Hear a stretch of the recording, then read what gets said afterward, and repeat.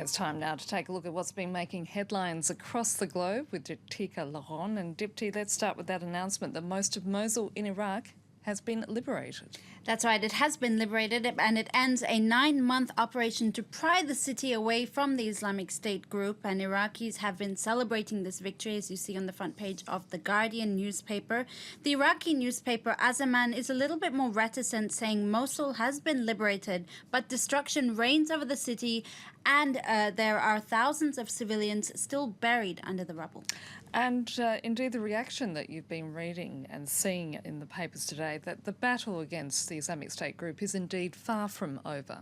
Well, look at the front page of L'Orient Le Jour, which is a Lebanese daily newspaper, which says Mosul has been quote-unquote freed, but followed by an ellipsis. So we're really getting this impression that for many papers, at least, the battle is far from over. And that's the point made in a very interesting article that you can read about in the New York Times.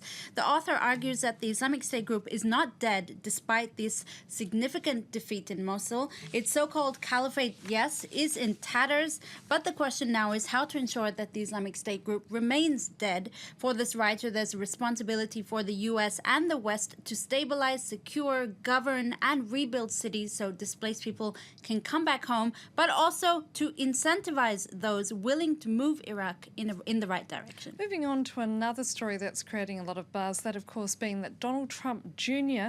admitting that he met with a pro-Kremlin lawyer last year during the presidential election campaign. That's right. Just a couple of weeks after his father, Donald Trump, was given the Republican presidential nomination, the New York Times reported the story on Saturday, and it was widely reported, but it really gained speed yesterday when Donald Trump Jr. admitted that he met with this Russian lawyer with Kremlin links to discuss not just a U.S. program for adopting Russian children, but that he had been hoping to get some information from her about Donald Trump's presidential rival, Hillary Clinton. Trump Jr. has said that Donald Trump had no knowledge of this meeting, nor was any information gleaned. According to the Huffington Post, White House Chief of Staff Reince Priebus accuses, quote, Democratic operatives of entrapping Trump Jr. by setting up this meet with the Russian lawyer.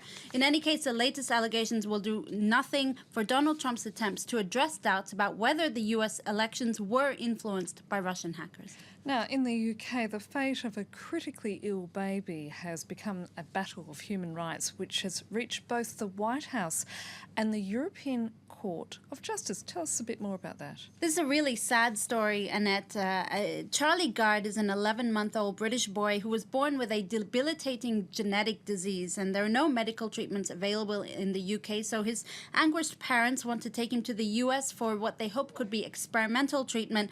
Under a High Court ruling, though, the hospital is forbidden from allowing Charlie to be transferred anywhere. They also called for his artificial ventilation to be withdrawn, and in fact, last Friday, he was due to be taken off life support, but was saved by an 11th-hour reprieve. And today, the British High Court, will be deciding on the fate of this little boy amid protests all weekend, led by the parents, demanding for the right for them to decide on the fate of their child. These protests were even gained support from Donald Trump and the Pope himself. What's sure is that The Guardian says this is really been damagingly exploited by the Right to Life campaigners who have called, for instance, the NHS Nazis.